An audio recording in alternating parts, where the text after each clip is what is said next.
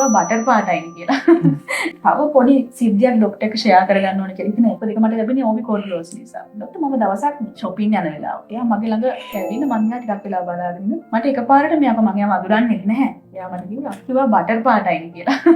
ඇත්තටම ડોක්ටර් මට ඒ වෙලාවට ඇත්තටම නිහතමානී අමුතු සතුටක් ආවා. මොකද මේ එතකොට එළියට යනකොට අපිට පාටි එකකට යනකොට චුටක් ඩ්‍රෙස් කරනකොට හැමදේම ගොඩක් වෙන එක කවර් කරගන්න ගන්න. ඒකට මට ඒ වගේ ගැටලුවක් දැන් නැහැ ડોක්ටර්.